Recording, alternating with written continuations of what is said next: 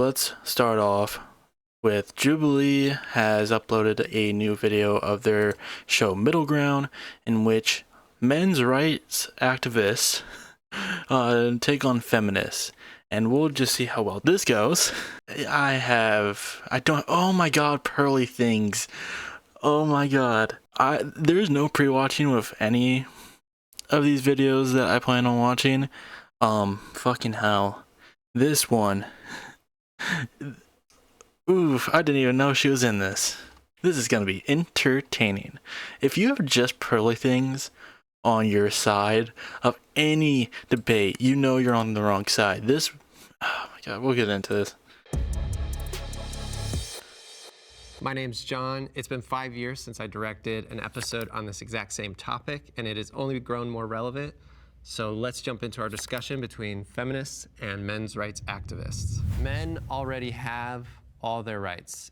If you agree, step forward. Wait, if you're a men's rights activist and you think they already have all the rights, then what do you like? I don't know. We'll see. Let's start with you. Oh. I hate the name men's rights activists because it does imply that as if our rights are being taken away. The problem that men face is more existential. The patriarchy conditions men, or assigned male at birth people, to pretty much just keep your feelings shut down. By age 10, your feelings don't matter. And then 12 through 13 and onwards, you just don't really feel like you matter much as a person. And I don't think anybody's disagreeing with that. Our rights aren't really under attack. Meanwhile, half of Congress hasn't codified Roe v. Wade. They're trying to control women's bodies, and it's just ridiculous. Like, our rights aren't under attack, but a lot of women's rights are, and I think it's important that we fight for that. Right.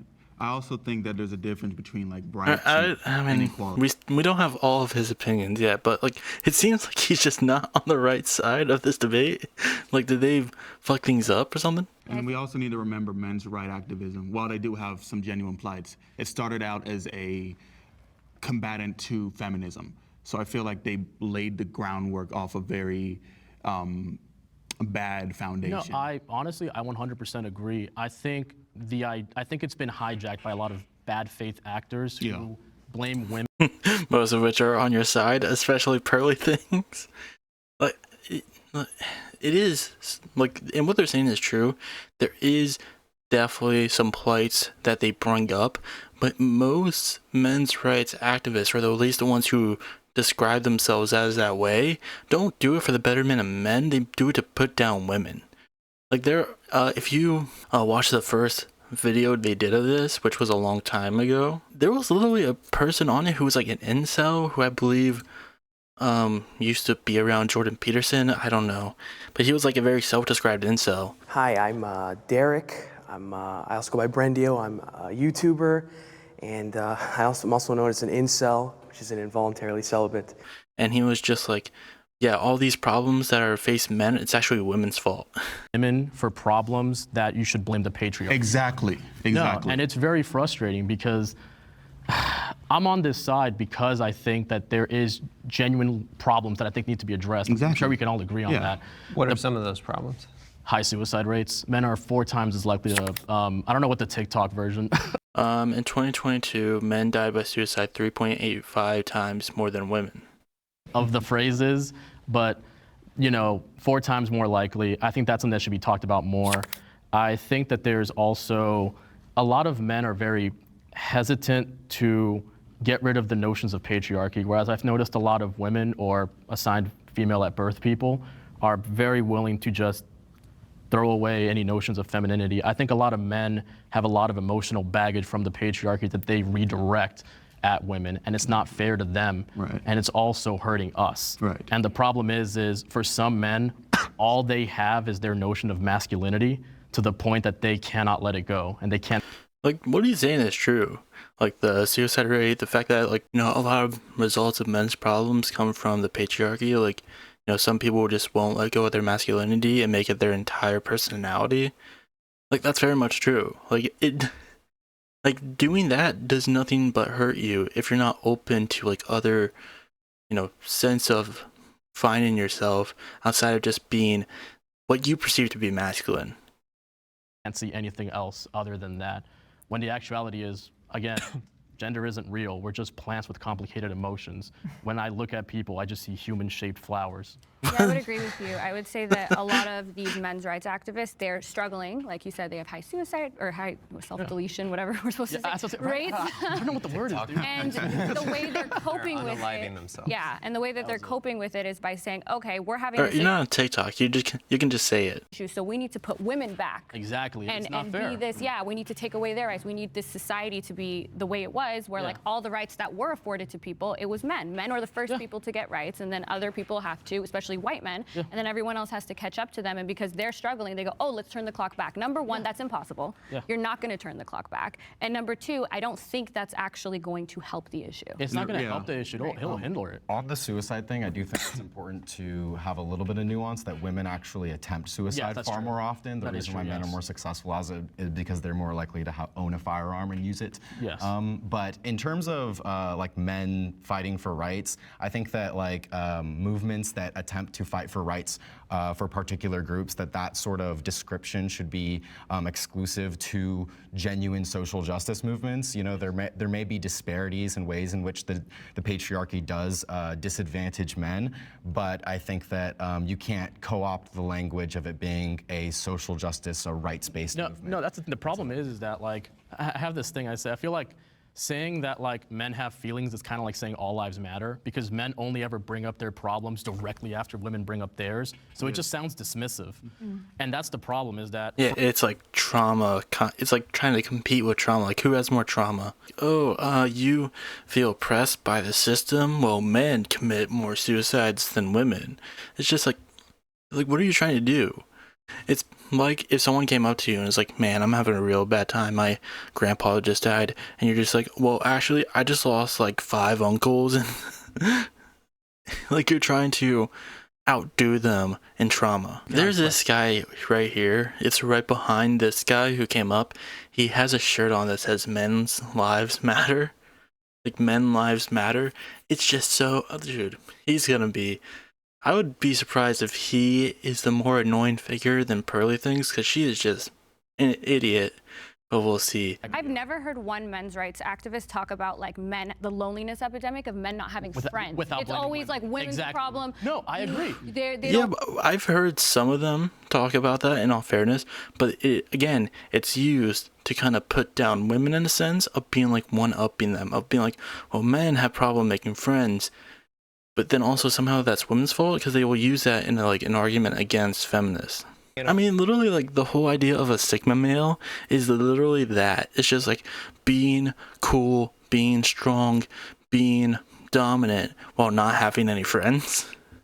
So like they make it seem like it's something to kind of chase after, because a lot of these men's rights activists do fall into those alpha male circles. Our disagreeers, but I ask that we listen to what they have to say before we disagree with them.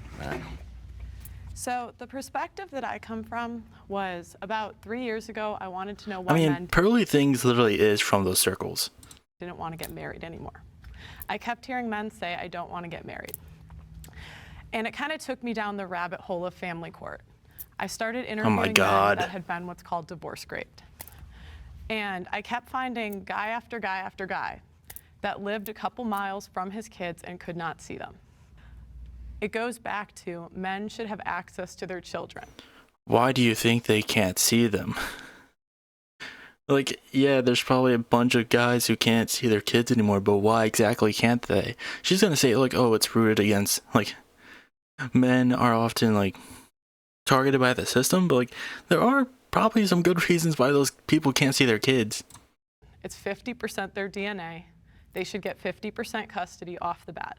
In 2018, about 4 of every 5, 79.9% of the 12.9 million custodial parents were mothers. Yeah, it is a large amount, but I'm just saying, that doesn't mean that the system is inherently against them. There might also be a good reason why they don't have their kids.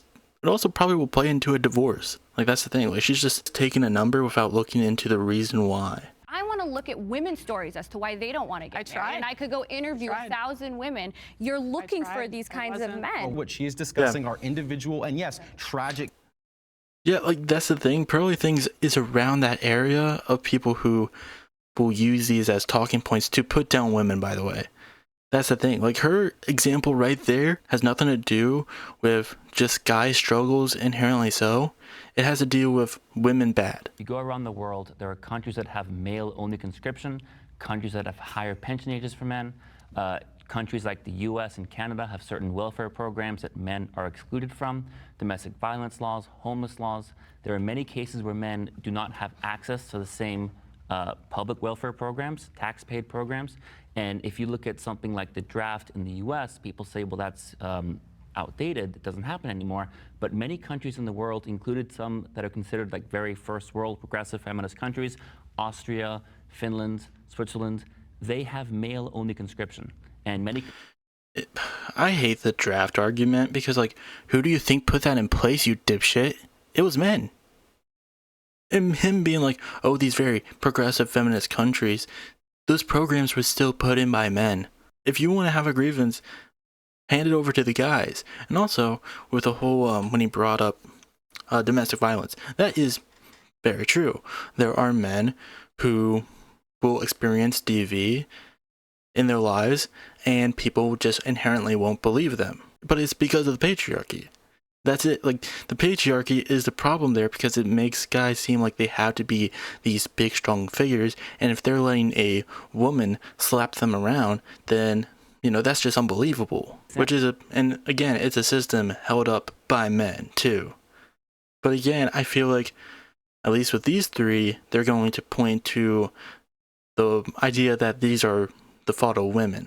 And I mean, Pearly Things literally did that with the divorce thing. Were the judges in those court cases men? If that's the problem, then what's the problem there? Like, it just seems like she's trying to make this a woman's, like, it's a woman's fault that this happened. Going back to the family court thing, because we want to talk about traditional relationships, and that's how it should be. The mom should stay home with the kids, and the dad is the provider and all that. But then when it comes to the family court, we want to be like, oh, dads need 50% custody. But you don't even know your kid. You've been off providing all this time. And the only reason now you want 50% custody is because that's the only thing that still connects you to the woman, or whatever up reason you have. But it has nothing to do with the children at heart. It has to do with, I'm their father. I deserve 50% custody. But where were you the first 10, 15 years that we were raising the kids? I'm not denying that they need their mothers or their fathers more. Men and women complement each other. That is what I'm saying. Some men are more masculine, some women are more feminine. My girlfriend's more feminine, I'm more masculine. We go very well together because our values align. Okay. Like, I mean, there's nothing wrong there. Like, if your values align, obviously you're going to go well together. But that doesn't mean that men and women inherently go well together. There are men who work better with men. So even then, he recognizes that it's a values thing. It's not just inherently because they're men and women, they go well together. What is feminine? No, but hold on. What is feminine to me? She wants to take care of children. She wants to stay. So that's feminine. To me, it is. To me, it is. That is what I want in a woman. You can only speak from, I can name you the stats, but I'm talking about me. I'm talking as a person. Name the stats. So what about the stats where all the fathers who leave and don't pay child support? Isn't that far more common than these men who are on or the men who because do they're get fighting the rights for custody, which they only do 50% less than women do? When men want primary custody, they only file the appropriate paperwork 40% of the time. Women do it over 80% of the time, and then they complain that they're not courts don't give you something that you're not asking for. Period. So what are you saying? Men choose not to support their families. They waive responsibility. Far more Many often. times. That's very sexist to say that, to assume that fathers don't care But there is stats regarding it.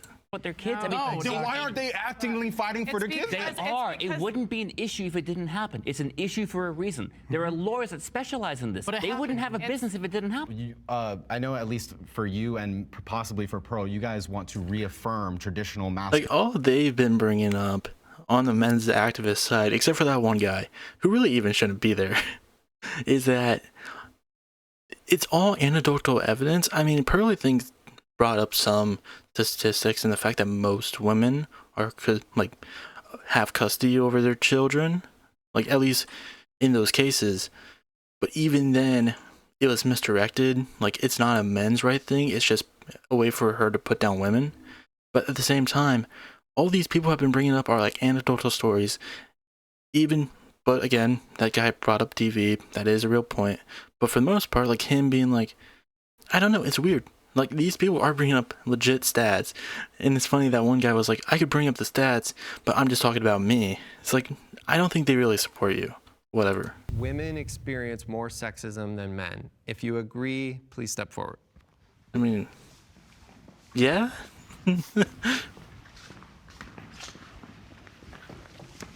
Now, I don't know about like more, but I'm coming at this from like the point of view of like what's more dangerous. Exactly. Like misandry, men's feelings get hurt, but when it comes to misogyny and like sexism, women get hurt, killed.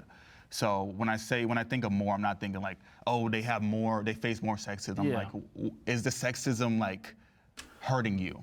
No, the same way. I was looking at it, when I heard sexism, I just heard safety. Yeah. That was the way I was approaching it. The topic was basically men experience sexism. I don't think anybody would disagree with that. I think the topic was just more sexism, like you said. Yeah, and when I was saying like, oh, women experience more sexism, like obviously, it's not to say that men don't. Again, I brought it up with the DV thing as well as, you know,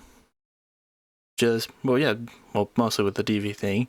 Like, yeah, most people would look at that situation and be like, well, you're a man. Why are you getting, you know, hit by a girl? So it's that sort of thing. But again, it comes from mostly men, from the patriarchy.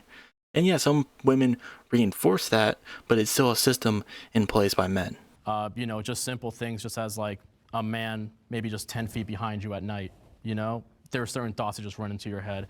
Just simple ideas such as being treated differently in the entertainment industry versus how as a man. When I hear sexism, again, like you said, I view it more as just danger. Yeah. You know what I mean? Like for men, me facing sexism, like you said, my feelings might get hurt, but I'm not gonna.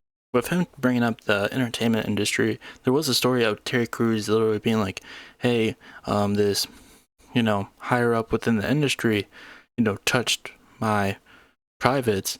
And people just kind of laughed it off. They were just like, oh, there's no way this big masculine man could like that. There's no way that could happen with him without any repercussions, like him punching the other person. I believe it was also a dude who did it. Like, there's no way he didn't like punch him afterwards. Like, so he must be making it up. Like, that is an example of that, of being like, this guy experienced SA and people just kind of laughed it off because of who he is, because he kind of portrays, you know, the traditional forms of masculinity. He's a big buff dude. And, you know, the fact that he didn't punch him in the face, that's unbelievable. But yeah, that's very much an instance of sexism in that case. But again, it's because of the patriarchy, a system developed by men. When most people in power are men, and then they can abuse that power by, like, the common joke of, oh, she slept her way to the top. Like, that wouldn't be such a common joke if it weren't for women being sexualized and I mean, they're literally doing with Kamala Harris right now. Experiencing sexism. So common. That is just a regular joke that we all just accept and just go with, ah, ha, ha, ha, she slept her way to the top. Like, it's funny. Like, it's clear that since men have so much power, and not only that, but men are bigger than us. So if they want something from us at any point, they could just take it. They can, and a lot of times they do. And you just have to sit there and take it. Men are each other's worst enemy. I feel like a lot of the sexism that men face that really impacts them is from other men. Men make fun of each other for like getting assaulted. Facts. Men make fun of each other for like not getting the girl. Men, like, these are things that if men really wanted, if these men's right activists really wanted to change this notion, they would be treating their fellow man better. No, I mean, but they're ridiculing them for not being masculine enough. 100%. Sorry. I was going to say, I agree with everything you're saying. Like you said earlier, men shoot themselves in the foot. Yes. And I believe someone said earlier that men, when they talk about the loneliness epidemic, it's only about ever getting the girl, but it's never about friends. About camaraderie with fellow. Exactly. No, yeah. What is it? Like, one of the things that I think that you really touched on earlier, men shoot themselves in the foot often. There's just this idea that it's the same way you see poor people attacking other poor people because they're not getting paid enough. Men will attack other men because it threatens their masculinity or because they're insecure in it. When again, I mean, I'm just like a broken record player here. It's not a real concept. Masculinity is not a real concept. Femininity is not a real concept. These are just things that just hold us back. And like you said, it halts us from really truly like feeling heard, getting our feelings out there and like experiencing more empathy. We need to, again, destroy the system, destroy the patriarchy, and come up with a system that has empathy for everybody, because it just doesn't. Individualized. Yeah, but that's a good point. Misandry, dislike of, contempt for, or ingrained prejudice against men. Like, this goes back to that one guy who brought up the draft. That has nothing to do with people being discriminatory against men. That has to do with like imperialism. So, and just like the government, it has to deal with like class differences, because there are men who are upper class who dodge the draft because they're rich, even though legally they shouldn't be. Like, if the draft it's like, oh, men of this age range have to sign up for it, and if America goes to war, if they enact the draft, then they have to go to the military. That would apply to plenty of people who, during times like that, didn't go to war because they were able to kind of, pay their way out of it. Trump is a classic draft dodger, which was really funny when the whole, like, walls, what's his name? What's the VP's name? Vance. He's very forgettable. When J.D. Vance tried to question in, like, Tim Walz's military record, it's just like, dude, the guy you are teaming up with, the guy you are campaigning with, is a famous draft dodger. You obviously don't care that much about the military if you're siding with Trump in this regard. But, like, again, it's a system put in by men that's really doesn't have anything to do with being discriminatory towards the men. It's more like being discriminatory towards, middle class, working class, poor people who are forced into these situations. And even then, like, oh, then why weren't women in the military if it was more of a class issue? That has to do with misogyny, because they probably just were looking like, yeah, women obviously can't be soldiers. Like, there are women who could be like otherized women. There are women out there who could be like outright just mean and hostile to men for no reason. Don't get me wrong, I think it's a very small minority. It's not enough to like affect on a daily basis. Like, I never had to fucking deal with that shit, but I just know that is probably possible, but it's not like, a normal man is not going to experience that every day.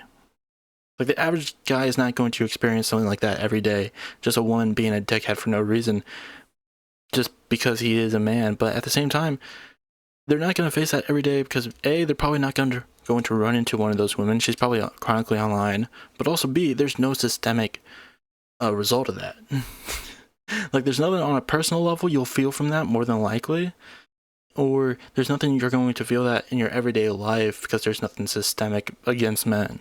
And so, yeah, misogyny is more endemic to gender relations rather than misandry being sort of like individual outbursts of reacting to that system. No, exactly. 100% agree. Okay, and we're going to bring in our disagreeers, but I do want to say some of the things that you were saying you hear from men's rights activists. I agree, I've heard that online. I haven't heard that from these people in this discussion yet. I think it's just worth clarifying. Let's bring in our disagreeers. I don't know why he's been very protective in a sense, because usually I've watched a couple of these, and he does try to rein it in sometimes, more so in favorable of the unpopular or the unfavorable positions. But to me, it's just kind of weird. I don't know. Jubilee just gets really weird sometimes with who they want to associate themselves with or how they position certain issues. There was an episode they did lately, not of this show, it was like a new show that they're doing, I guess, of Charlie Kirk debating a bunch of woke college students. But then they did another version of that with, someone who was on the left, debating against 20, like Trump supporters, essentially. But with Charlie Kirk, he was debating against like college students, like very young people who are still very much learning about this stuff. But with the Trump supporters, they came in all different like ages and backgrounds. So like it's probably people who have more time to develop their opinions. And even then, Charlie Kirk still got fucking owned. But like, to me, it just shows that there's kind of a side that they try to lean more to. Like, I don't know. To me, it's just weird, like, you put this young man who does have some experience with debating against a bunch of people, some who are older, some who have probably already had more time to really solidify their opinions in a debate format. I don't know. It's just, like, yeah, you're talking about, these people haven't brought up those points, but you're still arguing about the idea of men's rights activists. They're just kind of the representatives in this. Okay, so I would disagree that you say misandry is not systemic. Cultural What? misandry is evident in a lot of the laws that neglect men. Like what? Misandry is why homeless men don't have as many shelters. It's why we don't take. No, the reason why they don't have as many shelters is because of class struggle. It has nothing to do with men. There are plenty of women who can't get into fucking homeless shelters. Male victims of domestic violence seriously. It's why men's health care is Oh, underfunded. God. And there's a psychological phenomenon called the women are wonderful effect, where society and people What? have less empathy for men Okay, this guy in a is like, general sense. Now, this guy has to be on Reddit 24/7 or something. Like, what are these talking points? What is the one women is wonderful effect? Like, what? Like, I've never heard that before. In reference to like these sort of topics, like, what is he talking about? He must just live on Reddit. maybe some nuance there is there could be some negative consequences for women, but overall we see social welfare programs and laws mostly disfavor men. And even if it's a male politician who supports that law, he's still catering to his voters. And the fact that a male politician and more than likely his voters are this is so dumb doesn't resurrect the 19-year-old draftee who was killed in battle.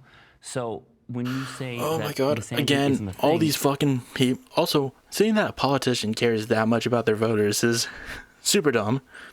But like, dude, this guy is just so fucking stupid, is he? Like, every single system you are talking about was placed there by men. Do you honestly think that when people thought of these systems, they honestly gave a fuck about anyone other than how it would profit themselves? You dipshit. I completely disagree. It's almost become fashionable. Misandry is almost a fashionable Oh my trait god. among the left. And I'm not a right-winger, but I almost feel pushed this way because when I try and talk So you about are a men's right-winger. issues, I get some very sharp reactions from the left. So I just want to respond to that just because it was specifically directed at me. I fucking hate that when people are trying to seem like they're both sides in it, but they're obviously on one side more than the other. Like, dude, you're just a right-winger at that point. You're just trying to save face and be like, no, I just want to, you know, it's like, oh, I just want to get both sides of the story, but obviously you're more favorable to one side.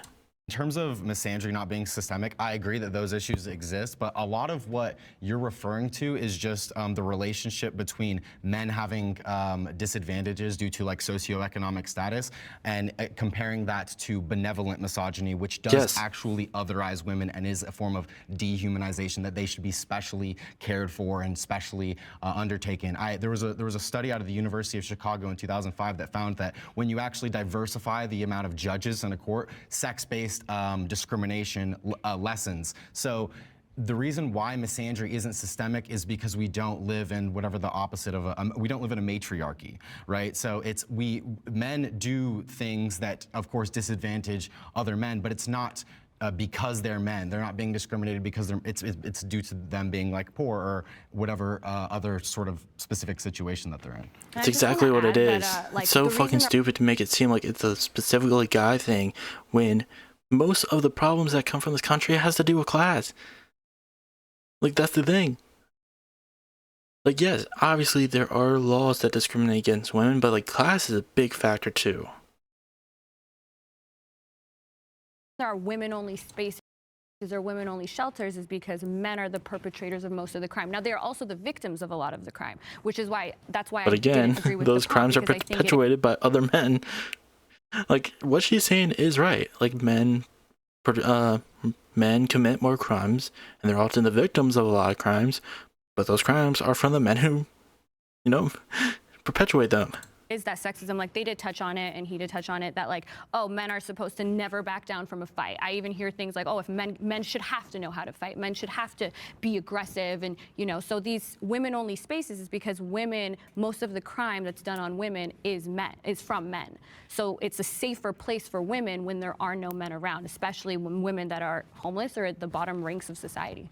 Well, I don't disagree that we need a women's-only space. I'm just saying there is a lack of men's space available. So there are homeless men and abused men who don't have spaces available. We are not against women's spaces. We're just saying there is a greater need for men's spaces than currently exists. You guys are referring to violence like it belongs to men. It mostly does. Especially serious violence. Yes, it does. Most of the women that are getting killed in domestic violence, yes, they are. Women are 1 out of 3 women in the U.S. were victim of domestic violence. Do you have an experience to pull from that you want to share? I've been hit by women before. I've been stabbed. Like, I've been hit Jeez. multiple times by women. Yet I'm a 225-pound guy of muscle and I have 20 years of experience. You know what I did? Nothing. I just took. Again, it's taking your own personal experience, despite the fact that, and here's the thing, that's still valid. His personal experience is valid. But trying to make your personal experience seem like that's overall what happens to everyone is not the case. But if I were to go to the police, you know who they would remove from the house? Me. My ex-wife, when I was going through a divorce, told me that she'd lied to the police in order to file the divorce faster because it was taking too much time. Because where I'm from in Canada, it's 1 year. Like, they will tell you that you need to be separated for a year so you have a chance. Dude, Canada is not sending their best, man. We need to get forget the southern border. We should be worried about the north border, all right? Steven Crowder, Jordan Peterson, get them all out of here. Canada, never sending their best. He's trying to make this a woman's issue, like it's a woman's fault. He's not talking about like, oh no, men are the one who perpetuate these systems. He's making it seem like it's women's problems. To rekindle, but all I'm saying is violence, no matter. I'm not saying that men are not violent. That's not what I'm saying. What I'm saying is that's literally what he was trying to say. Women as violent, is just that it is not regarded in the same way, just as you mentioned. No, but men are not taken seriously either. And the point I wanted to bring is to what you said, because you mentioned that earlier, and correct me if I'm wrong, you were saying that men are not encouraged to speak about their feelings.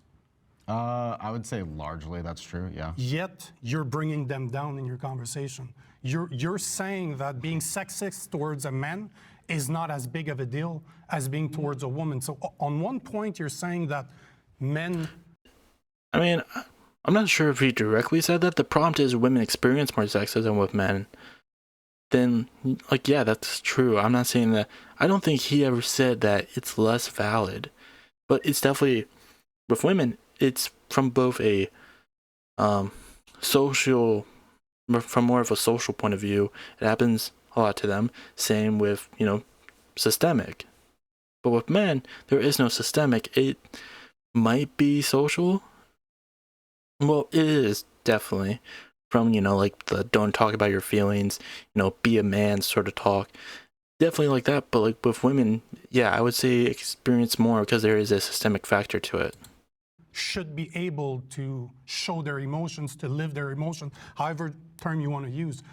But in the next sentence, you're saying that the emotion of a man don't matter as much. No, their emotions certainly matter. And I think that you can express like disagreement or even sadness if somebody's being quote unquote misandric. I'm just saying it's not systemic. And that's a matter of fact. I'm saying in the descriptive reality of what misandry is versus what misogyny is, it's not actually systemic. Just right? So I'm now, having a it's systemic. factual disagreement with what men, quote unquote, are expressing their feelings, which I don't think the majority of men or even a plurality of men are expressing those sorts of feelings, that misandry is like some big burden on them. Why are more laws against men, though? I mean, there's more laws in the U.S. that are disfavored to men than women. Why is that? Like which laws? Like the inconsequential draft?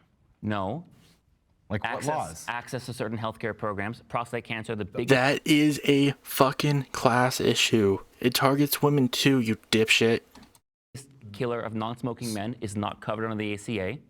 Okay, women in like half the country don't even have a right to like bodily autonomy, don't have access to effective contraception. You're comparing amount of rights. You compared them. Wait, you compared those two No, issues. you literally just said men don't have more rights than women. You said that men have less rights. And when I asked you for an example, there's no women's. Oh, you said access. You said access to spaces. Certain welfare programs. Well, yes. No, so men don't have access to male-only spaces, but men do have access to, and I do believe in a strong social safety net. But there's not male-exclusive spaces because there's not gendered violence of women against men to the same degree that there is in their. That is just not true. That is so false. Oh my God. In terms of legitimate safety, in terms of like risk of injury, risk of One out death. of 3 will face domestic violence. 1 out of 4 men face the same violence. The point is that More than 1 in 3 men.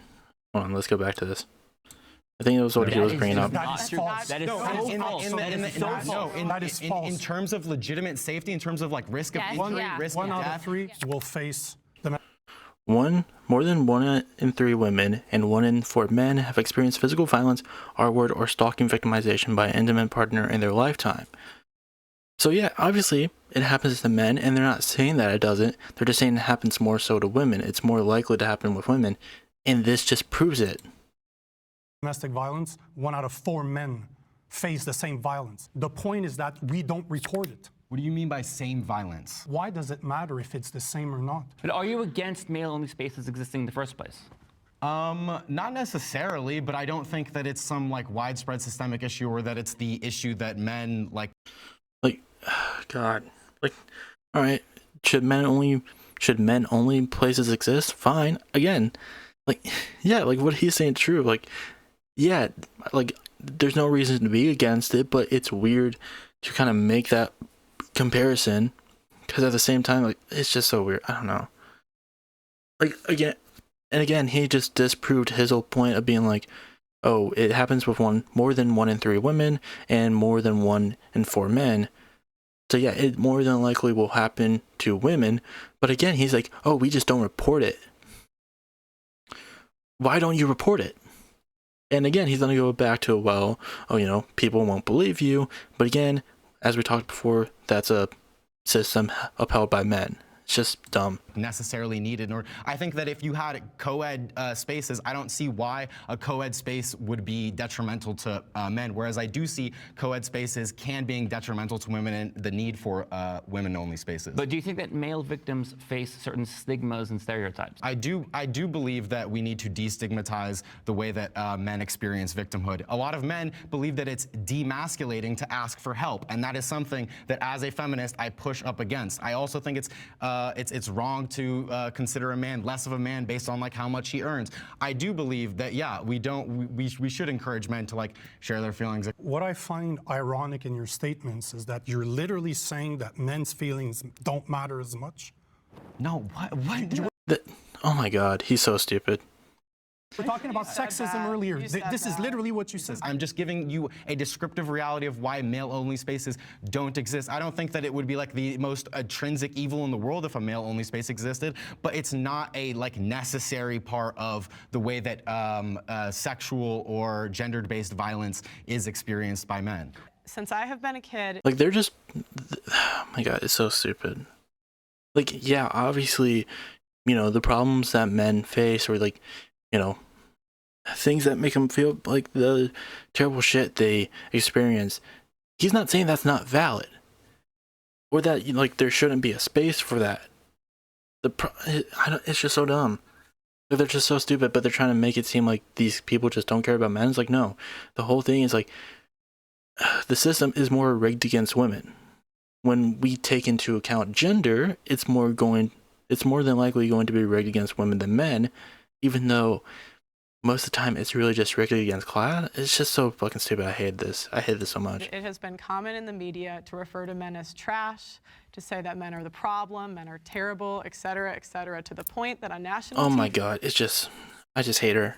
Like, no, you are just chronically online. That's the thing. She is just chronically online. She only exists in these online spaces where none of this affects the real world. That's why when she goes in front of an audience of people who aren't chronically online all the fucking time, she looks like a fucking weirdo. Like when she goes on Piers Morgan or whatever, after saying that fucking, Hitler was right about killing the Jews, which literally happened.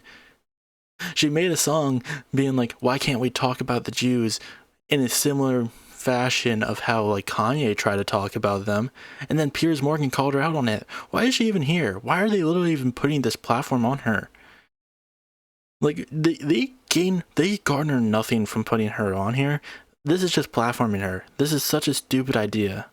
TV, a guy got his chopped off and they were laughing about it, and nobody said anything and nobody cared. Oh my God. And if the reverse happened, I don't think it would be the same outrage. Yeah, and who do you think? Again, it's just so stupid. Like, whatever. I hate her so much. Like, what's the problem? On this side want to Do you see that I agree happening? that should be an outrage, and the reason why it isn't is because it's considered demasculating for men to be victims, and I think that in order to dismantle that, we should dismantle unhealthy views about masculinity, which is exactly what feminists are trying to do. I think if you guys did a good job at that, it's been 100 years since feminism started, you'd maybe have some progress. I don't think feminists care about men at all. They just want to give women special privileges and treatment. You're basically saying that. What's the special privileges that women get that men don't get? Outside of women-only spaces, which they seem to care a lot about, only in the regard to being like, well, why don't we have it too? Then do it. You don't do it. That's the thing. It's super easy for you to do it, then you don't. You just want to do it to put down other people. That men should be taken serious and their violence should be taken serious, but you're not understanding that when you talk about women being violent, you're talking about it from a patriarchal standpoint. Who says, though? It's because patriarchy weaponizes men to be more violent. Women are seen as not culpable for their violence. It strips them of their agency and infantilizes them for when they do commit violence. And you guys are upholding that system by not joining us. Hang on. Feminists support gendered laws on domestic violence. In the UK in 2020, feminists actually protested against the domestic abuse bill because they didn't like the fact that it was gender neutral. The Duluth model in the US, feminists protest the fact that it's gender neutral. So it's feminists who want to perpetuate these gender roles by saying laws should be gendered and recognize gender into the factor. Hey, Jubilee, can you do like a fact check on this? Like, nothing about this seems like, oh no, we can't, like, oh no, we don't want men included in this. It's more like, no, like, there's a epidemic here in the UK of men attacking women. What brought these women together was not the hope of being able to secure more of a say in their country, as Falls and her fellow suffragists have done, but a fear that they were losing their voice. Everyone's death occurred just as controversial policing and crime bill began to pass through Parliament, legislation in which critics would curb Britain's ability to protest and hand more powers to police at the time when they should be facing tougher scrutiny. Yeah, so it's just, what is he talking about? This has nothing to do with women being like, no, men shouldn't be included. It's just like, we shouldn't give more power to the police when this is a big problem. Like, the woman, this all started from a woman disappearing, and the person who killed her, who was charged with killing her, was a serving officer. But I guess, yeah, Jubilee just doesn't fucking fact check the shit. Treat men and women differently. I'm just very confused how you're calling out feminists for like having these crazy views. When you hear what he's saying, though, that he perceives feminists as advocating for gendered laws. Some feminists. What's your reaction to that? Feminism is not a monolith. Yeah. As a mother, I'm a mother. I have 3 daughters and I have a son. So when I look at the world, I'm looking at the world for how will all of my kids fare well in this world. I don't want anything that's gendered in one way or another.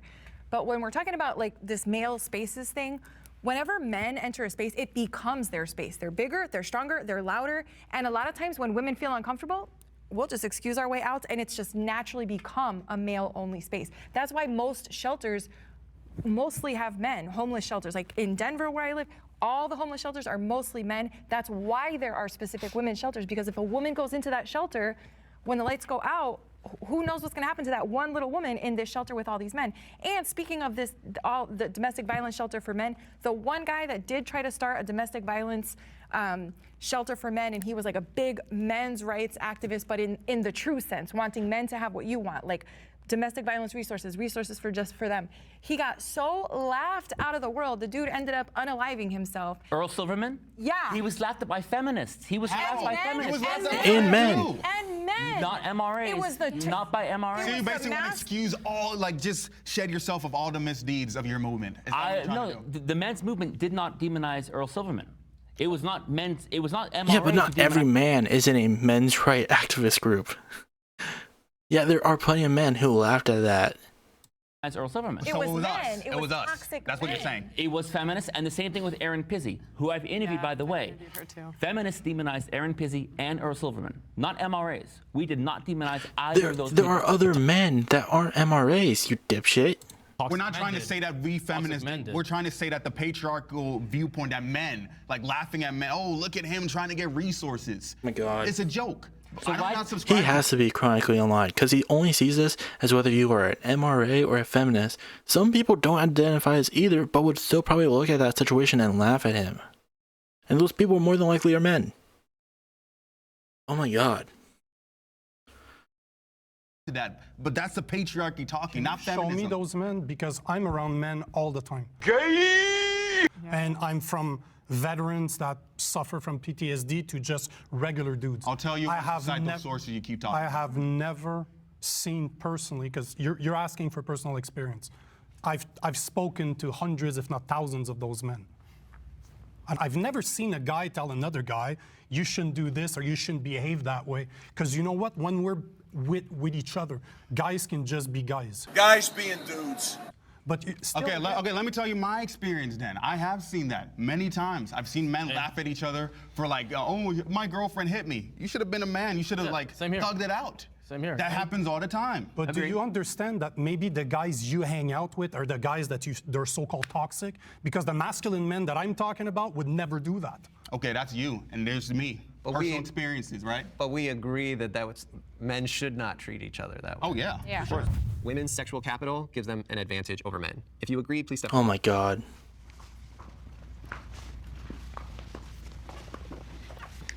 So I would say that women's sexual capital allows them more Yes, opportunities. because the entire world just capitalizes around Tinder. It just revolves around Tinder and dating apps. That's what the world revolves around, right?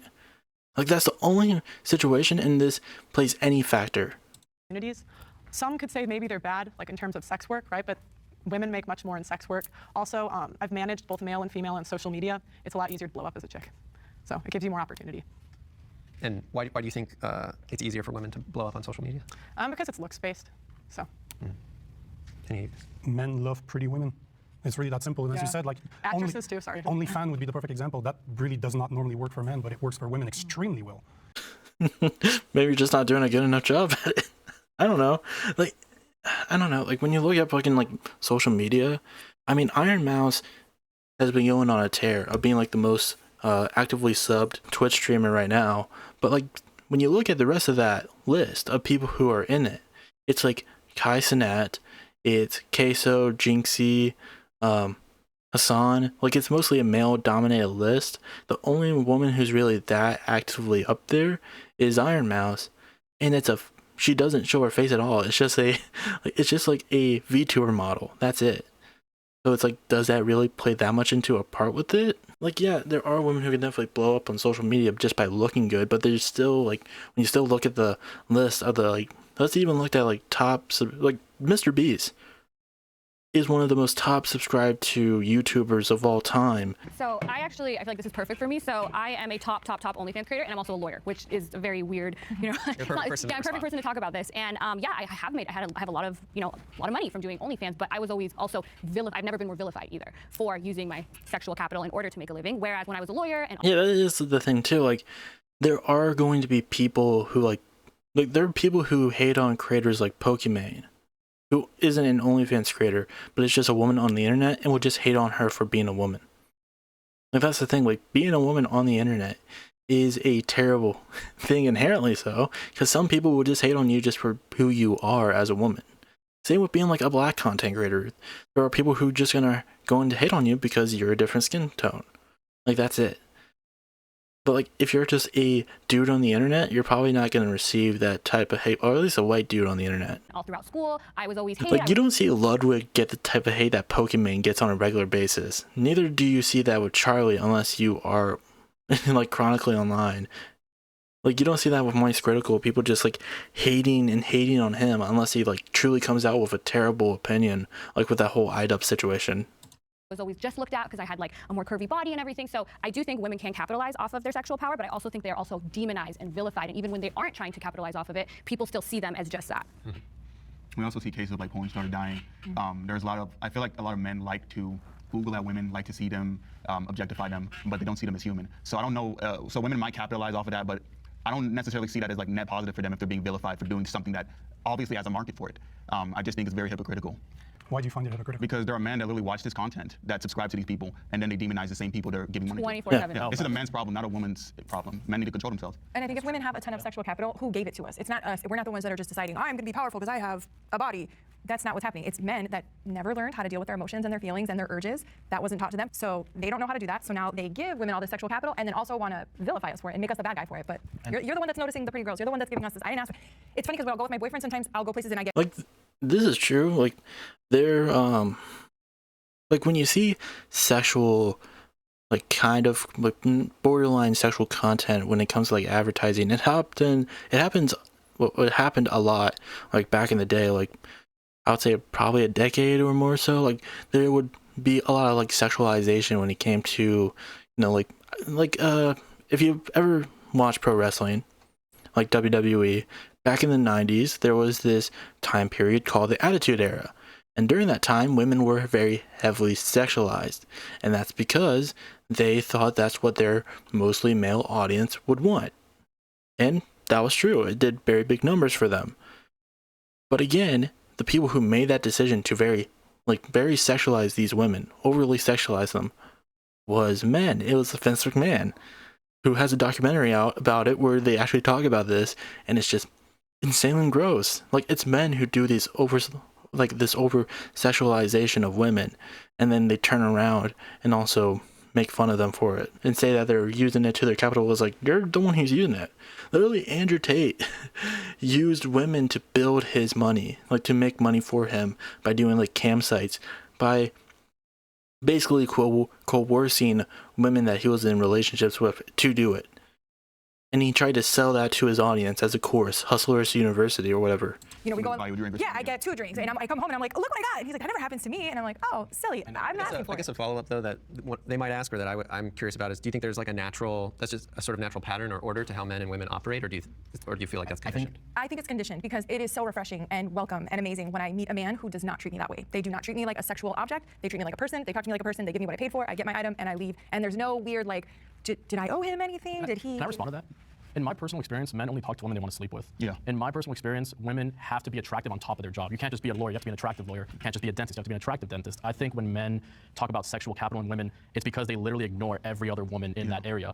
There's like this concept of, like, men get put in the friend zone, women get put in the zone. So do you think that, you know, some of what I heard is it is what it is. Men are attracted. It's like, yeah, that's very much the case. Like, there's plenty of, like when you think about the entertainment industry, there are plenty of guys who really are only in the positions they are because, you know, people will probably find them more attractive, even though it would probably be, like, more men. Like, I don't think The Rock, if The Rock did not look the way he did, he probably wouldn't be in these many movie roles. But there are guys out there who just want to see a very, you know, big, muscular guy, kind of, you know, who is attractive in these movies. Like, they're not, you know, people might like Danny DeVito, but he's not, you know, he's not being promoted like Dwayne The Rock Johnson is. To beautiful women. So there's kind of a natural order argument. This is just the way we behave, whether it's biologically, or do you feel that it's conditioned? I do think it's conditioned. Can I respond to that? I think it's a little both. I do think that is a little bit of the natural order of things, but, like, for instance, I think a big, like, my only really interaction with these man spaces or the manosphere spaces are these, like, red pill podcasts that I've gone on a million times, like Fresh and Fit, whatever, where they bring on women like me that are making all this, oh, you're on OnlyFans, they bring in all these sex workers, and then they tell us we're low value, nobody will ever love us, we're for the streets, and they do all of that, and then my comments get flooded with that. That's conditioned. And then that is conditioned. But also, and that's the thing too, is that, like, oh my god, that's so funny. The people who watch that shit are also, like, the people who are more than likely going to have an OnlyFans subscription. That's why they have, like, links to their socials in their videos. Which is also kind of funny because, like, they bring on these women to be like to shit on them, but also they're the only reason why they even have an audience. Because, like, if Fresh and Fit did not have any girls on that for the most part, nobody would really watch them. Let's be honest. I feel like there is probably a good amount of audience who only really watch their shows just so they can see the women on there, so they can go to their socials. Pretty much a prop for them to make money because they'll have you on the podcast and they'll be like the eye candy, but they don't actually care about your opinions. They're just using you as a prop to put down, and so that could feed into their audience. People don't respect sex workers because it's easy to take your clothes off. That's why they don't respect them. It's also easy to open your mouth. People respect things that are hard. And sex work, OnlyFans, that's not hard. And why is it that people still respect like Leonardo DiCaprio sleeping with small? It's really easy for him to do that. Nobody bats an eye. For him sleeping with who? With younger women. When extremely rich and wealthy, I don't successful think that's men. common. Wait, when I think more men extremely would rich, do it. successful, healthy, my and good-looking God. men sleep with a lot of women, even though it's easy for them to do so, they're not looked down on the same way that, like for example, a sex worker may be using her body. It's also So like important to know this also just comes to a thing with pearly things. Like all you do is talk on the internet. So should you have no respect for yourself? She probably wouldn't. She like sadly enough does not have a lot of self-esteem. Like when you like look at what she thinks about herself, she does not. It's just so sad and pathetic. Like why are you even doing this? You just make yourself look worse. like this whole idea of like sex workers and OnlyFans girls like making a ton of money is extremely new. Who owns like 99% of the actual porn industry in the production studios? It's men. Men historically and even today still are the ultimate benefactors of women's sexuality. Also, people like I think they overestimate how much women actually make on that. I'm gonna be honest. And men only started getting upset about porn and all this stuff when women started making their own money on OnlyFans. Men did not complain about porn before the proliferation of OnlyFans. These podcasts did not exist back then. I mean, they did. They only existed in like very niche circles because most people who would look towards that would say, well, this is obviously fucking stupid. But I think, you know, mostly just how terminally online a lot of people have become, and just like I think it has to deal for the most part with like hate farming. You know, you get a lot of clicks for hating on things, you know. It's like something that can easily be done. I think, again, I think it goes back to like people just, I don't know, it's just so dumb. I just don't like, I don't understand why. Like, I think it just has to deal with also just very impressionable young men. I think it also has to do with like the rise of Andrew Tate. That's why they're more prominent. Like Fresh and Fit was kind of known back before Andrew Tate really had his rise to fame. Mostly because like there would be commentary channels like I believe Curtis Connor, who like would see these guys and would just make fun of them. But even then, they really didn't blow up in a big sort of fashion until Andrew Tate. They were still pretty niche, and even then, Fresh and Fit is still pretty niche, but they definitely saw a glow or a blow up because of the rise of Andrew Tate. So really, this is all just Aiden Ross's fault. Son of a bitch. Was it difficult for Leonardo DiCaprio to become rich and successful? Is that a difficult thing to do? In his case, maybe, but for a lot of men, not necessarily. I mean, it probably wasn't for The Rock. I mean, I think that's like a good example to go to. I think with Leonardo DiCaprio, the difference is that he is a very good actor. That's the thing. Like, there's plenty of actors that you could look at and be like, there's no way that they would have the same level of success if they weren't like a person who was kind of, you know, more men probably would be drawn to. Like going back to pro wrestling, Goldberg. All Goldberg was is he was a big masculine guy, but he couldn't wrestle. He still can't wrestle. But like all he was is just a big guy who would just go in there, destroy his opponents in like a few seconds. And that was it. He couldn't wrestle for shit. But because people saw him, mostly males saw him and was like, that guy looks cool, he blew up. It's still like it's just so dumb. World's renowned. Do you think it? Could you just answer yes or no? Is that hard to do? I don't. That's a vague ass question. But what do you think? What do you think? I think it's hard to do, and that's why people respect it. Do you think being a sex worker is easy to do, so people don't respect it? But lots of people do easy things. They start YouTube channels spewing nonsense. Most OnlyFans also don't make a lot of money. Yeah, Most OnlyFans girls do not make a lot of money. And they're not respected either. Are men who were born into wealth and naturally good looking, when they sleep with a lot of women, are they demonized for that and called sluts? Yeah, like Elon Musk Elon Musk has never worked hard. He is his father owned an emerald mine in apartheid South Africa. Like, he never had to work hard for anything. He was basically handed everything, and all the stuff that he is like credited for, most of the stuff is him just writing his name on it or just owning the patent to it. Like Trump never had to work for anything. He's a trust fund baby. He's a nepo baby. But like, there's probably people who respect him more than they probably will ever do for like a porn star or an OnlyFans girl. Into it. I would being say, a man doesn't preclude they're you not that who actually like make their own money. Demonized, but it's generally difficult for men to be selected by a lot of women, and the dating app stats will back that up. That's not so my again, question, I know you're asking Nobody about gives a fuck about Jesus Christ. Again, I knew it when I said it. I was like, this is gonna have to deal with like Tinder, dating app shit. It's so dumb because that's not the real world. And the reason, and here's the thing: a lot of women don't even use dating apps anymore because of guys, because of men, because of how disgusting they can be. Demonization, but the original question was, why does Leonardo DiCaprio celebrate it? It's because it is hard. Being a sex worker is easy. You just said he's celebrated because it's hard, but you just admitted People earlier. celebrate You hard just things. also admitted earlier that a guy who is successful and born into wealth and born into a naturally good-looking body is also celebrated for sleeping a lot That's of women. not really that. It's That's not, so it's not well, actually contingent on other. I'll make a caveat. I would say even men still need to learn to be attractive to women, even if they're born into wealth and naturally good looking. Women also it's need to still, learn it's how to still, be it's attracted still, to men. that's fine. That's Are you calling us just dumb dogs or something? But some of the top OnlyFans creators aren't attractive at all. And So it's pretty, it's, That's subjective. Clearly not. I think Jesus yeah, Christ. I have a question. You say being a sex worker is easy, but look at I know you love statistics. How come most OnlyFans women don't earn a living off because of they that? don't make a lot of because they money? don't care about money. They like attention, and that was the What? Attention ain't paying the bills, sweetie. big thing when I interviewed off of interviewing a bunch of OnlyFans models, and they'll tell you that. A lot of them do. What? They say, I just enjoy taking off my clothes on camera. Well, let's hear from somebody who has experience. Do you want to respond? Again, it's That's absolutely not true. I mean, shit. just to use my anecdotal experience, I didn't even have social media before I started OnlyFans. I didn't have an Instagram. I do not care about attention. I just wanted to make a lot of money, which is why people do OnlyFans. Why would they want to get attention? A lot of it's negative too. A lot of people hate you. A lot of people think no one's going to marry you. Blah blah. It's blah. because Pearly Things literally just goes out and finds these people to do, like, it's just so dumb. Like, it's because people like Pearly think the people in this manosphere realm, it's just an echo box? Like, they're just in their own little area saying the exact same things to one another and acting like that's what a majority of people say or think. I don't believe those things, but I'm also able to advocate for. I'm a lawyer, so I'm more gifted in being able to combat that rhetoric. These girls are not, and a lot of these girls that are going into this, I'm the exception. They don't have other options. They're not super educated. They don't have other avenues to try to make a living. And then a lot of them, when they do go in this, when you say it's easy, it's not easy to make a ton of money on OnlyFans. I had to do a ton of marketing. I had no social media following ahead of it. You could say, okay, well, you look a certain way or whatever, but a lot of the women that enter this, if it was so easy, they wouldn't be not making money. Well, I would disagree that there's no other option. You guys can get jobs just like the men. And number two, I look at what people say versus what they do. You might say that you didn't care about attention, but I look at the way you behave and dress, and it would indicate otherwise. That's not to the real job to you, Pearl. And you're Jesus more Christ. bad. Okay. So why? What are you looking for? Attention? Okay, let's not do personal attacks. It's not really going to work out for us. If you didn't want that to happen, you wouldn't have brought Pearly Things because she has no facts. That's it. Let's move on. There's a new episode of Radical Empathy out now. I had an interview with a OnlyFans star who is also a virgin. Go listen to it after you watch this episode of Middle Ground. Feminism is trying to remove masculinity from society.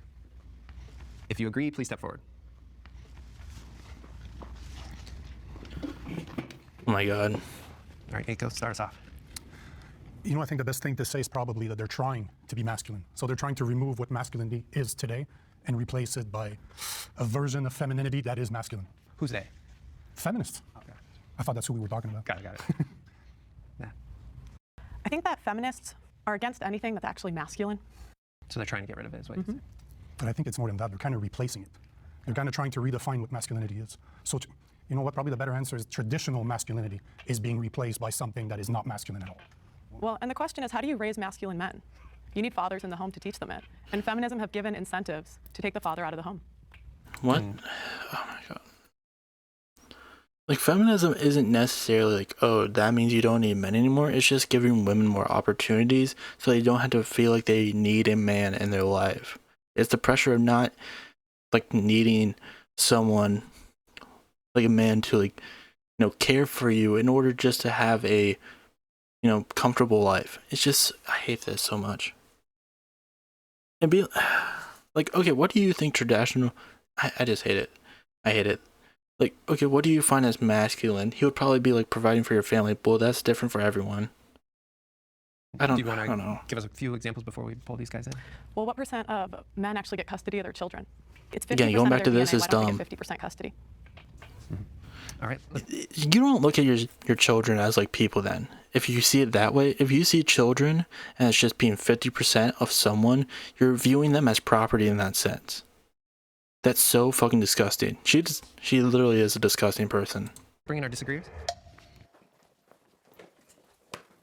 Men typically get custody of their children way more often than not. When a woman rightfully and honestly gives her experience of domestic violence in the marriage, she's more likely to lose custody of her children. There is no issue with men getting custody. That's not true. That's absolutely not true. You're just making numbers out of your... What percent of the time do men get custody of their kids? At least 50% of the time. What you're thinking about? That is not true. Men don't fight for this. I just hear anything. It is 77% of the time. 90% of the cases do not even go to family court. Yeah. No, but the question is why. And that's I had the same thought when I first heard it. I would ask, like, why aren't men fighting for custody? But the problem you get is the lawyers will tell them not to even fight because it's so expensive and you have a 10% Men don't even file the appropriate paperwork. Why are you blaming feminism for that? Wait, I think The statistics and the numbers that you're thinking of and that you're talking about are from the 70s. It was from a psychologist, Dr. Gardner. He was the one who invented the term parent alienation.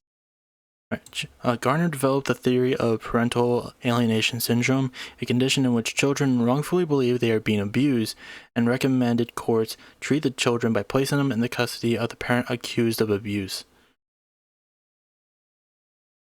And he was very biased in gearing it towards women. He was later discovered to also be defending pedophilia. The parent alienation has never been in any DSM, never recognized by anyone, even the World Health Organization. So more often than not, now that women are working and men are working, custody is very much split down the middle. Who gets the custody the majority of the time, men or women? Well, men who fight for custody actually are far more likely to get it. To get back to the question, I found the question somewhat too vague. I mean, do feminists want to erase masculinity? It's kind of too abstract and vague to answer. So my problem is when feminists try and redefine masculinity, or they try and say this is our interpretation of toxic masculinity as we see it. That's kind of the problem that I have.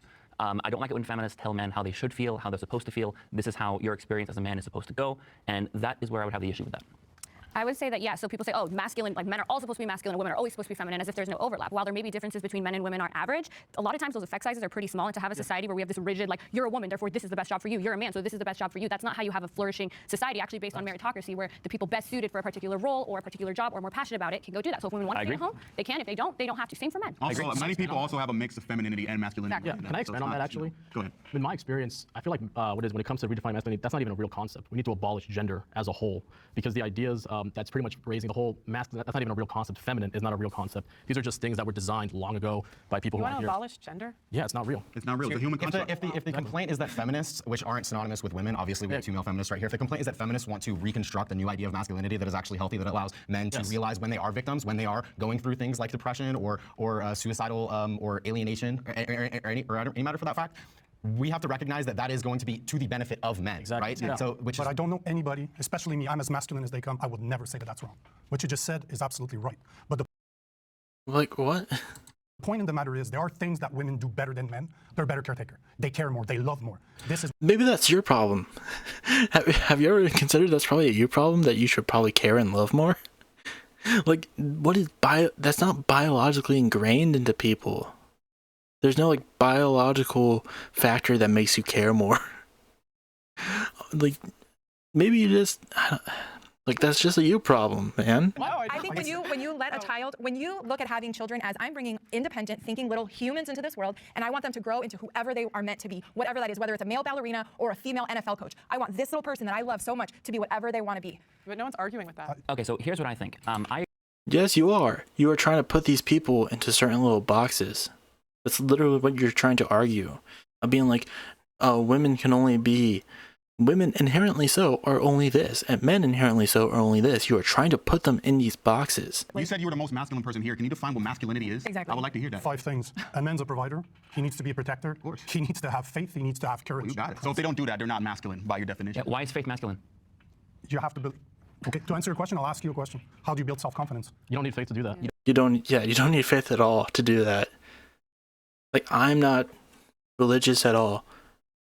But when he says faith, he's talking about religion, obviously. Like, I'm not religious at all. I'm an atheist.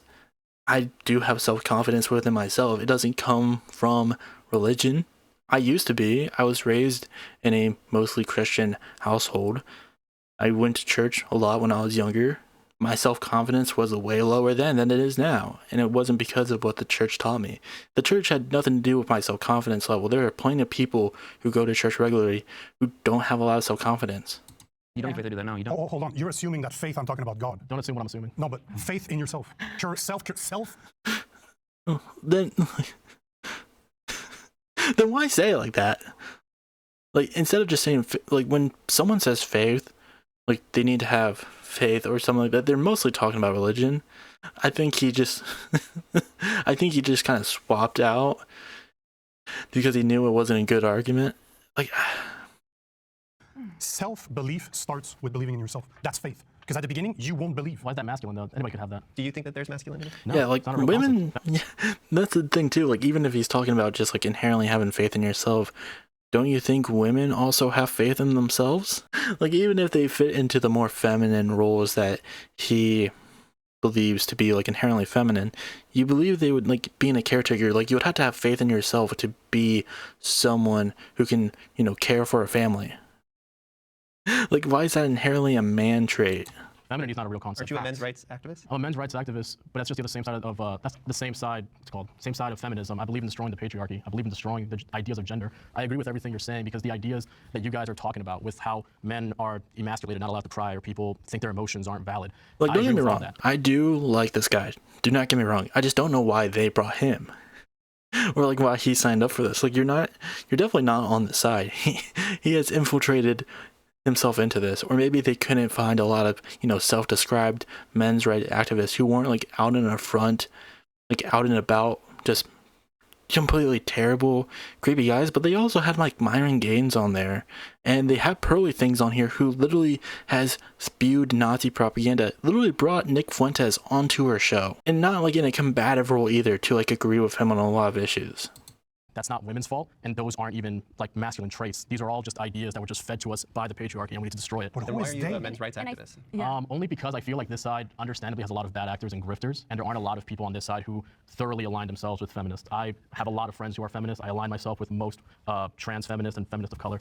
The reason why I'm mostly on this side is honestly just because I can sympathize with the plight of most men not feeling valid and not feeling heard. And I think that should be talked about. The problem is the people who are leading that conversation tend to be folks who are still rooted in the concept of gender. And I think that's detrimental to the movement. And when you think about it, That's fair. feminists and men's rights activists can work together. I agree, 100%. Yeah, we want a society where for instance, like she said earlier, it's because women So yeah, like that's the thing. Like that's the problem with the men's rights activist side anyways. Like there's nothing wrong with being like, hey, we need to really hear these guys out when they talk about DV, when they talk about how they feel like they can't talk about their feelings. The problem is that it is co-opted by a lot of guys who are very toxic, who, well, saying that stuff very much perpetuate what the traditional, like the patriarchal values, like they withhold that system. Like they uphold the patriarchal system, and you can't do that if you want to talk about these issues that you have when it comes to what guys can and can't do in relation to the trauma that they experience. are going into these useless majors. Like I'm a lawyer, half of our profession is women, half of the medical profession, doctors are women, right? This idea that men have to be the providers. When half of U.S. households have women earning almost as much or more than men, is because women are good at these jobs. Women are like, I did very well on the outside, I did very well in law school. So for you to say, oh, women are feminine and they're supposed to just sit at home and be nurturers, then in a meritocracy, a lot of women that have kids. I didn't say, if men are supposed to be providers, if that's masculinity, then what's femininity? Exactly. I never said that a woman needs to stay home. Name the five things Women of femininity. and men complement each other. Well, how would a woman complement masculinity? It's a good question. How would a woman complement? You know what? If I take my example, because that's all I can talk about. My girlfriend will stay at home with the kids. So that's complementing. No, but that is her choice. I understand. I choose to provide, and I do not want. Do you my think kids. it's feminine for her to stay at home? This is a choice that her and I made. I found a partner that is more traditional in her values. She wants to raise children. That's what she wants. I come from a broken down family. But you're doing this in a skew of like what's masculine, what's feminine. Obviously, you view these traits as more feminine. That's why you go along with her so well. Like you work along with her so well. So yeah, you definitely view that as feminine. Doing this whole framework of like a boy needs to learn how to be a man, it's like maybe just teach him how to be like a good person. And that's not like inherently a male thing to do. Like anyone can teach someone to be a good person. You just have to be like a good person yourself. Like I don't know why we're putting labels on it of like, no, being a man, being a woman. Like maybe just teach them to be a good person regardless of what, or just teach them to be a good person regardless of gender. Stay with them. That will teach them love. That will teach them to be compassionate. And I think their follow-up would be, do you see your partner taking that role as inherently feminine? More so than if she wants to be a neurosurgeon. Of course, because I believe in a more traditional role. But that doesn't mean that you're wrong if your husband wants to stay home. I don't have a problem with that. I believe that men and women complement each other. Men should go to therapy. Agree or step forward? He was talking about how men should go to therapy because it helps reduce the emotional labor that their partners have to do, and I totally agree with that. That is exactly a reason why, because I can't tell you pretty much every romantic relationship I've been in, there's some element of me like teaching them what their feelings are, and especially now that I have children, that's even a reason why relationships break down, because when I can see a man and his behaviors are exactly parallel to my 8-year-old, I'm like, okay, so we don't know how to deal with our feelings. We don't know how to talk. What's that behavior? having a complete tantrum, a complete meltdown because something didn't go their way. I expressed, hey, something you did really hurt me, and I don't like that. And can we talk about that? Because I love you and I want to save this relationship. And that turns into, it hurts me that I hurt you, and now I'm really sad. And so they can't even be man enough to sit there and have a conversation about their feelings, knowing that the reason I brought this up is because I love you so much. The way you're talking right now, it would be very difficult for me to have a conversation. This to me is extremely abrasive, and I would probably just walk away. I love what you were saying, because I honestly do agree with that. I think a lot of men weren't taught emotional vulnerability and emotional availability. And it's honestly disheartening because you see how that's. No, let's go back to what he said. They can't even maintain relationships. And that turns into, it hurts me that I hurt you, and now I'm really sad. And so they can't even be man enough to sit there and have a conversation about their feelings, knowing that the reason I brought this up is because I love you so much. The way you're talking right now, it would be very difficult for me to have a conversation. This to me is extremely abrasive, and I would probably just walk away. I love what you were saying. So, oh my God. Jesus Christ. Being like, oh, you want to have a deep talk about our feelings and how we actually feel about one another? Well, that just makes me want to walk away. So, like, you just want to give up. You don't seem very masculine, by the way. Like, if that's the way you treat, I don't know. I don't think you should. I don't know. Just so stupid. Because there'd probably be like a bunch of people in the comments being like, oh, look at this guy, look at you. He's definitely more masculine. But like, if you're a solution, imagine being like, no, you are a provider. You're there to provide. You're there to be confident. You're a confident man. That's what masculinity is. But it's also like, oh, the second, also saying like, oh no, men should be more comfortable talking about their feelings. But the second that a woman says like, hey, men need to get better at talking to their about talking about their feelings to like a therapist or with their partner about, their feelings regarding this relationship, he's just like, no, I would just leave. Like, just terrible. Because I honestly do agree with that. I think a lot of men weren't taught emotional vulnerability and emotional availability. And it's honestly disheartening because you see how that stunts them later on. Kind of like you said, like, they can't even maintain relationships. Like, that's a good example right there. Like, you are doing the emotional labor for the relationship, men are not. I do think that, bringing it back to therapy, I read somewhere that talk therapy isn't that good for men. And I read somewhere one of the reasons for that is because men, we're not taught to handle emotions seriously. Our emotions are discarded, so we tend to discard other people's emotions. And it's, again, very sad to see. So I don't think therapy, traditional talk therapy, that may not work for everybody. I'd like what you said about martial arts. I think that's, if that works for people, it works for people. I think that stuff like that is important. I think men, that's why we gotta hold other men accountable. That's why you have to have guys who are like, hey man, I think the way you're treating your girl is wrong. I think you're using her too much for emotional labor. I think it's important to realize that. All right, we'll probably just skip to the Andrew Tate part. I'll just kind of like zoom past this. Maybe, okay, oh, they just go straight into the mother's topic after this. Okay, so yeah, obviously what Pearly Things said was stupid, obviously. We're just gonna skip this part and we'll get into Andrew Tate. I'm sorry, but if you honestly think that Andrew Tate is having a positive influence, you have no right to say if like men are, it's just so stupid.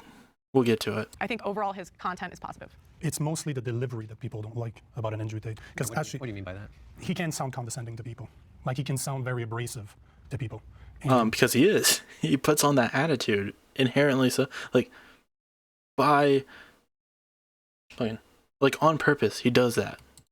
As she says, I don't agree with everything that he's. I don't know anybody I've ever agreed with everything that they say. Even me 6 months ago, there's probably things I don't agree with now. But at the same time, we have to remember who the message is for too, and how that message is served. It's served through social media, where the person that screams the loudest is going to be heard. You say it's positive, but what is that positive impact? To say to work hard, the young men, to tell them, because one of the things he said. Yeah, but anyone can say that. Literally. There's so many people out there who put out that same message who aren't Andrew Tate. And that's the big problem when people try to talk about Andrew Tate, like, oh, he's motivating to young men. It's like, there are many people out there who say the exact same things. The problem is that he's doing that while also fueling his misogynistic message. Like, a lot of the stuff he talks about in terms of how boys can better themselves is stuff like clean your room, work harder, work on your confidence. That's stuff you can hear from most people, from almost anybody. Like, that's just general advice. And yeah, for some people it would work. That's the same reason why people, like, there are Jordan Peterson fans who like inherit, because like before he really delved into like the red pill, he was just a motivational speaker who would like bring these things up every now and again. He would still talk about like evolutionary psychology, but at the same time, a good part of his message was that until he started to go more and more into the red pill. But it's like, even then, it's the most basic advice that anybody can give you. I think for the most part, the reason why people get into that, first of all, I think it's people who just don't necessarily have that many positive influences on their life or don't know where to seek them out. So that's a big thing. So they'll just like find someone randomly on social media and just glom onto them. That probably happened with Andrew Tate. And I also think it's just people's disposition towards, you know, probably some of the hateful stuff that he says. Like, yeah, he might, you know, say some pretty good things, even though you'll hear them literally anywhere. But the reason why you probably like this guy a bit more is because he fits into how you see the world. Like, yeah, he probably thinks Andrew Tate is a good influence because he probably agrees with a lot of the stuff that he says that's like in disregard to women, honestly. And I would say the same thing to young men. Stop worrying about women when you're young and develop yourself as an individual. Because if you look at history, that is how men show value. Men are always judged by what they bring to the table. Well, in my opinion, comes from during his whole court case and when he was going super viral, I covered him a lot, and I would do street interviews. So I would talk to young men that said he changed their life. So oh my God, being like street interviews are the fucking. Imagine thinking that street interviews are like real journalism. They would say they started going to the gym, they started making more money, and they generally improved their life because they saw his content. Okay. Let's bring in. And there's nothing inherently wrong with that. Like, oh, well, the money thing. Definitely there's something wrong with that because a lot of his financial advice is not good and would probably just get them in more financial trouble. But being like, oh, he inspired me to go to the gym or just have more confidence. Again, like, that's not inherently bad things to do, but it's but overall, it's under this umbrella of his message being misogyny. Of our disagreement. Also, if that's like the case, then that's honestly sad. Like, you couldn't find anyone else to say that sort of stuff. I don't know. I think let's start off with you, just going against the grain on your side. Okay, well, I say screw Andrew Tate. He's horrible. I'm part of several MRA spaces, and we denounce him completely. Yeah. I've seen his video of his so-called boot camp for men, where he just basically bullies men. So dumb. I'm not saying he doesn't have any good points ever, but for the most part, he's everything the men's rights movement should not be like, and I don't think he's a good MRA. And can I also add to that? I feel like men's rights activists, we have a problem with grifters on our side. People who, like you mentioned earlier, you understand social media, they target young men. Yeah, they target young people in general. Just Andrew Tate's not men. It's not men for young men. I get that. Do you think that Andrew Tate? Oh my God. It's an MRA. Hold on. Let me finish my thought. What I'm saying though is, I don't know if he probably would. I don't know. He's definitely just more of a red pillar, but like a lot of, I mean, this guy's an MRA and he thinks that Andrew Tate's great because of the things that he says. The guy's a grifter. He sells people. The problem with MRA activists in general is there's real problems affecting men, and Andrew Tate will talk about that, but then he'll try to sell you on a course afterwards. Yeah, I agree with that. And that's the problem is a lot of people on this side take advantage of young men because we're so starved to be safe, seen, and heard. Yeah, like that's the problem. Like there's a very thin line between the MRA movement and the red pill, because a lot of those people in the red pill, they will feed on those people who have these, you know, who have these concerns about how men are treated in some aspects of society, and they'll kind of lead them into other ways of thinking that's way more misogynist. And typically, you know, those people fall for it. That will take anybody. But I will say one thing though. Andrew Tate is a symptom. You do have to. He's a symptom. Why did he get popular? There has to be some reason why these young men felt a need to turn somewhere. It's the same thing. I was gonna say just real quick. There's an overlap between like what's called Jordan Peterson. Like I do believe that. I mean, he brought up a good point. Like, yeah, there probably is a good reason why people just turn to Andrew Tate. And yeah, maybe there does need to be more people out there like who are a better influence, who say the things that he does. Even though the things that he says you can literally hear from everyone, yeah, there probably does need to be more people out there directly saying it in a more positive light. But at the same time, social media is also going to boost those sort of interactions, like the people like Andrew Tate, the grifters, because you know, hate gives you numbers. Just being a hater just gives you numbers.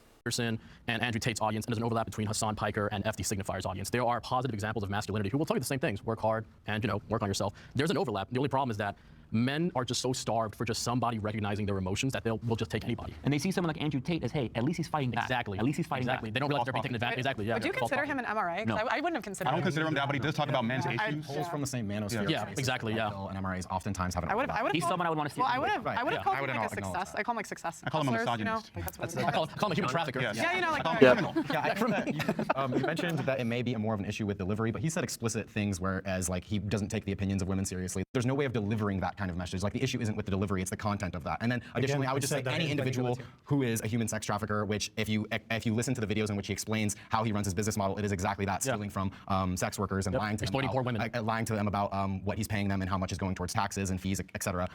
Any sort of model like that, regardless of what they're saying, is not a net positive impact on men, and in fact reinforces the same kind of sexist, misogynistic things that men need to get over. And he's also admitted to literally robbing men, taking their money because he tricked them into thinking they were talking with actual women behind cameras. He said this himself. I'm not making that up. I'm not debating you guys at all. I said this. I said that there's a lot of things that he's done I don't agree with either. But so do you honestly think he's a positive influence? Like, you can think like, oh, he has said things that are pretty positive for young men, but at the end of the day, that's the real him. The sex trafficking, the scamming, that's what he really is. He just kind of, puts a layer over it of nice things, like generic things that any, like self-help instructor would say. So can you honestly look at that and say like, oh, he's a very positive influence? Like, I feel like if you think that Andrew Tate is a positive influence, you're probably also one of those people who, when they talk about Hitler, was like, hey, at least you got the trains running on time. Like, it's the same thing. You're just ignoring all the terrible, terrible shit he does. That definitely outweighs whatever good little thing you think he does, which he definitely doesn't. Say that like, nobody's going to look out at Andrew Tate just for those small little things. They're going to stay for the misogyny. They're going to stay for all the rest of the stuff that he offers. Thing he has done is negative. I could say that from anybody. The question is, Andrew Tate has had a positive influence on society. And so, Nico, what I'm asking you is, you're saying you don't agree with everything Andrew Tate does. And we're hearing, there's things that he's explicitly said he's done that it seems like everybody here would probably agree is wrong. But do you think the positive outweighs that negative? Well, probably not pearly I'd have to things. split it down the middle like any choices that I make in life and say a win and Oh my god, yeah, it's just both sides in it. Like, yeah, you would probably do that with fucking Hitler. It's like, well, I got both sides of this. It's like, yeah, he did kill millions of people, but the trains ran on time. It's just so fucking stupid. Like, you don't have a moral backbone in your body if that's how you view these things. a loose column and weigh the result. I have a friend who he's out here in California, and he's got like 8 months to live from brain cancer, and his wife is paralyzed. So he basically got this diagnosis, and he found out he had 8 months to live. I was raising money for him, and the Tates donated like $15,000 to him and his wife. They don't even know him. Okay, cool. And so it's like, So what does that even mean? Like, okay, cool. That's a nice thing to do. That still doesn't make up for everything else. like even just like personally, I don't know them well. I've just met them once, but You're friends with them. It's like, But she's saying- I only met them once. I've literally met them once in my life. She runs it. No, but she definitely benefits from talking nice to them, like to talking just for saying nice things about them. That's the thing. It would be like trying to get popular within like a gaming community while also talking trash about the most popular creator in that community. Like, you see no real benefit from it, because you're attacking someone who, for the most part, is very well liked in that community. So yeah, well, Andrew Tate definitely has a bunch of haters within the manosphere community. She would garner nothing from being against Andrew Tate. So yeah, she's gonna suck up and kiss his ass. Gacy was a kid's clown at kids' parties, so really ugly people can still do really generous things in the world, so that does not make him a good person. A broken clock can be right twice a day. Yeah. Doesn't make it a clock that you want to follow. When you give someone like Andrew Tate that has such a disgusting message that disparages so many people in the world and he treats people so horribly, he should not have any sort of platform, because not only is he not making the world positive, he is making the world a much, much uglier place, starting with our youth and little boys that we're trying to raise to have feelings. And Yeah, there are plenty of examples out there of little teachers being like, I have classes with boys who listen to Andrew Tate, and it's just an overall terrible experience. Like, they treat people terribly. Like, there's plenty of those examples out there. I don't care how much he donated to this guy. Like, that's a good thing. That's definitely not, like, I'm glad he did it. Like, that's definitely a good thing to do, but that doesn't change the fact that he is, like, brain breaking these children who are going to go on into the world thinking this is how it works when it doesn't. be decent contributing members of society. Tate is getting in their head. Since I do OnlyFans, I make it a point I do not use chatters. If someone's paying to talk to me, I will not defraud them and have some person in Bangladesh pretend to be me as a guy and talk to them. Andrew Tate had no problem scamming any of these men. I have more respect for men than Andrew Tate does. Not even just women. For men, I would never scam a man, whereas Andrew Tate was just like, oh, these losers, I'm just gonna make them think they're talking to this girl and find a way to emotionally manipulate men, emotionally manipulate vulnerable men into giving these women this money that then he's just taking. Exactly. Like, what are you doing? He makes fun of men for being broke. He makes fun of men for not having, a bunch of women. He hates men. He is the worst Exactly. male advocate you could ever have. Like he's a grifter. All right, we're gonna end it here. There's nothing. This is just going on for way too long. I will probably cut this down a lot, But yeah, we're gonna move on to the next video. But like, Jesus Christ, this was a fucking mind-breaking debate. Pearly Things is just, I don't know. Like, it really just goes to show like how even like one person within the men's activist side was completely against almost everything they stand for. Like, I don't know. This was very much a one-sided debate, but I don't know. I'm just kind of tired out, honestly. Like, I just kind of get more and more tired from this as it went on. Like, none of the facts that the other people tried to bring in made any fucking sense at all, or was like there were definitely some truths, like the DV thing that I brought up way earlier on, but still, like, there's nothing else that you can really talk to of being like true when you talk about their points. But yeah, that's about it. I don't know. I feel like I just said a bunch of word salad.